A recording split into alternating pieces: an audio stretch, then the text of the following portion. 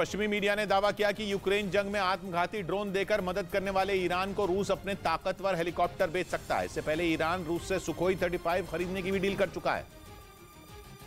यानी जिस तरह से ईरान जंग में शाहिद 136 ड्रोन देकर रूस के हाथ मजबूत कर रहा है, उसी तरह पुतिन भी ईरान को ताकतवर हथियारों से लैस करने में जुटे हैं।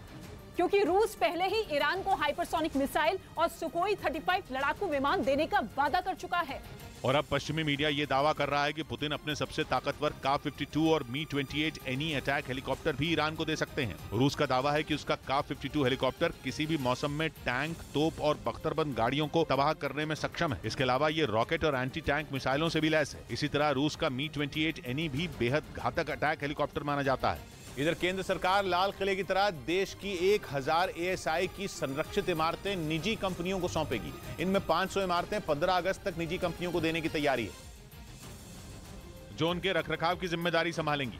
केंद्र सरकार ने यह कदम कुछ साल पहले शुरू की गई अपनी मॉन्यूमेंट मित्र योजना के तहत उठाया है। रेड फोर्ट का मॉन्यूमेंट एक मॉन्यूमेंट मित्र ने लेकर उस पे कुछ अच्छे एक्सपीरियंसेस क्रिएट किए हैं। केंद्र सरकार के मुताबिक इस योजना से न केवल धरोहरों की देखभाल अच्छी होगी, बल्कि पर्यटन और रोजगार को भी बढ़ावा मिलेगा। उधर गरीबी की मार झेल रहे मुस्लिम देश मिस्र के लिए भारत ने मदद के दरवाजे खोल दिए। मिस्र इस वक्त मुश्किल दौर से गुजर रहा है और सारे मुस्लिम देश उसका साथ छोड़ चुके हैं।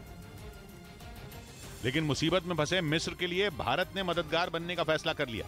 आर्थिक संकट में फंसे मिस्र के लिए कभी UAE और सऊदी अरब सहारा हुआ करते थे, लेकिन इन अमीर मुस्लिम देशों ने भी इस बार मिस्र को पूरी तरह अकेला छोड़ दिया। लेकिन बेसहारा दिख रहे मुस्लिम देश मिस्र के लिए भारत ने बड़े भाई का किरदार निभाने का फैसला कर लिया। प्रधानमंत्री नरेंद्र मोदी और राष्ट्रपति द्रौपदी मुर्मू ने उनका जोरदार स्वागत किया। राष्ट्रपति भवन में इतना जोरदार स्वागत दुनिया के बड़े बड़े मुस्लिम देशों को भी हैरान करने वाला रहा। लेकिन बात सिर्फ यहीं खत्म नहीं हुई। भारत ने मिस्र को सम्मान भी दिया और सहारा भी दिया।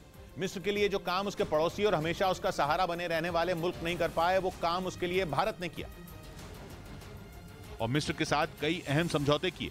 भारत के प्रधानमंत्री नरेंद्र मोदी और मिस्र के राष्ट्रपति अब्दुल फतेह अल सीसी ने एक प्रेस कॉन्फ्रेंस में अहम समझौतों का ऐलान किया। प्रधानमंत्री ने मिस्र और भारत के रिश्तों का इतिहास हजारों साल पुराना बताया। भारत और मिस्र विश्व की सबसे पुरानी सभ्यताओं में से है।